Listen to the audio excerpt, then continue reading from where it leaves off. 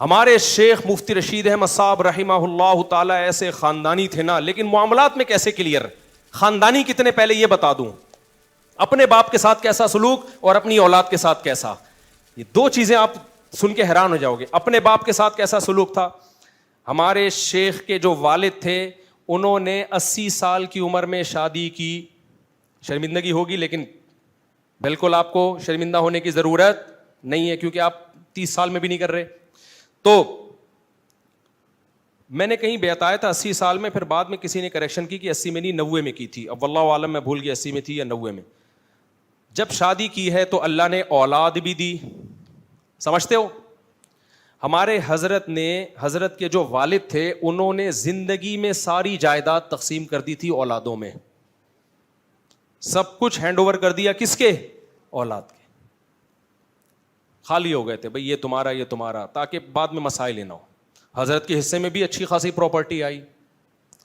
اب حضرت کے والد نے جب کہہ دیا کہ بھئی یہ سب کو, تو حضرت نے کے والد نے ایک اور شادی کر لی بڑھاپے میں. اللہ کی قدرت, اللہ نے اولاد دے دی ان کو. انہیں نہیں پتا تھا میری صحت اتنی اچھی ہے. جب اولاد ہوئی ہے تو حضرت کے والد پریشان ہوئے کہ بھئی میں تو ساری جائیدادیں بولو بانٹ چکا ہوں, اب اس بیچارے کے لیے تو کچھ بچا ہی نہیں ہے. تو حضرت کے والد نے اب خیال کیا کہ سارے بیٹوں کو بلایا جائے اور ان سے واپس لی جائے تھوڑا تھوڑا حصہ, کہ بھئی اپنے حصوں. اب کیونکہ جب آپ کسی کو کوئی چیز گفٹ میں دے دیں اور ہینڈ اوور کر دیں تو وہ اس کا مکمل مالک بن جاتا ہے. تو حضرت کے والد نے سوچا کہ بھئی واپس لے لیتا ہوں, تھوڑا تھوڑا کر کے, سب سے تھوڑا تھوڑا کر کے اس بیٹے کے لیے بھی کچھ رکھ دیتا ہوں. سب کو بلایا, ہمارے حضرت کو جب بلایا اور حضرت کے والد نے کہا دیکھو کیسا اصول پہ چل رہے ہیں, زبردستی نہیں لے رہے, کیونکہ ملکیت میں دے چکے ہیں. حضرت کے والد بھی خاندانی تھے کہ نہیں تھے. بھائی ان سے ریکویسٹ کر لیتا ہوں, گزارش کر لیتا ہوں کہ یار تمہارا نیا بھائی آ گیا ہے, تھوڑا سا اس کے لیے دے دو. تو حضرت کو بلایا, فرمایا کہ بھائی تھوڑی تھوڑی جائیدادیں یا اپنے حصے میں سے دستبردار ہو جائیں. حضرت فرماتے ہیں میں نے والد صاحب سے کہا کہ یہ سب کس کا ہے, آپ کا. بھائی ہم نے تو کچھ بھی نہیں کمایا اس میں, یہ سب کس کا ہے, آپ کا. اور فرمایا کہ مجھے اسے اپنا بولتے ہوئے شرم آ رہی ہے, یہ کہتے ہوئے شرم آ رہی ہے کہ یہ کس کا ہے, میرا ہے. ہم نے کیا کمایا, تو سب آپ نے کمایا, سارا آپ کا.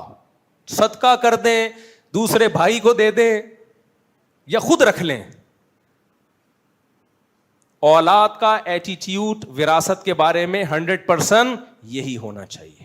اور یہ بے شرم اولاد جو ہے نا, باپ کی زندگی میں جائیدادیں مانگ رہی ہوتی ہے کہ ہمیں ہمارا حصہ دو. ابے تمہارا ہے کہاں, مرنے کے بعد ہوگا تمہارا, ابھی تھوڑی ہے. ابھی تو باپ کو حق ہے جہاں جائے جو مرضی کرے اس کے ساتھ. اخلاقی طور پر غلط ہے, اولاد کو دینا چاہیے لیکن رائٹ نہیں ہے تمہارا ابھی. حضرت نے فرمایا سارا کس کا ہے, آپ کا, میرا ہے ہی نہیں, 1 روپے میرا نہیں ہے. اور شرم آ رہی ہے, اپنا بولوں گا بھی نہیں اس کو.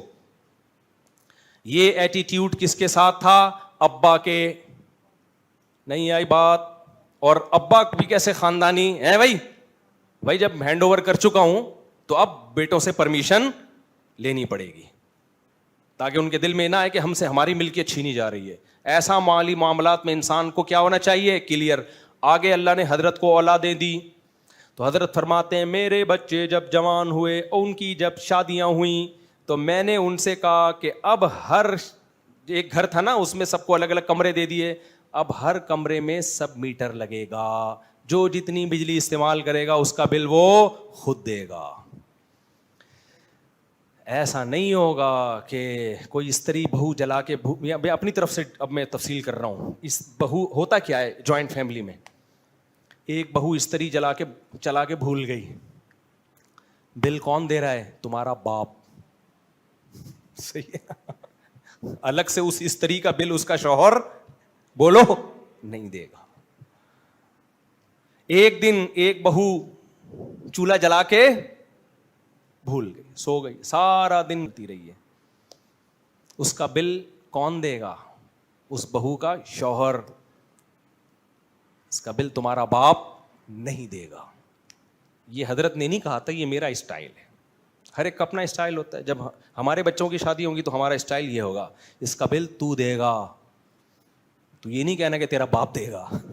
تیرے باپ نے جو بل دینے تھے وہ دے دیے ہیں, اب بل ہی دے رہے ہیں ہم, 4 گھروں کے بل آ رہے ہیں. سوچ رہا ہوں بینک میں رکھوا دوں اپنے آپ کو کہ تم ہمیں گروی میں رکھ لو اور بل تم خود ہی اٹھا لو سارے. گروی میں ایک مشہور شخصیت آپ کے پاس لاکر میں جمع ہو رہی ہے,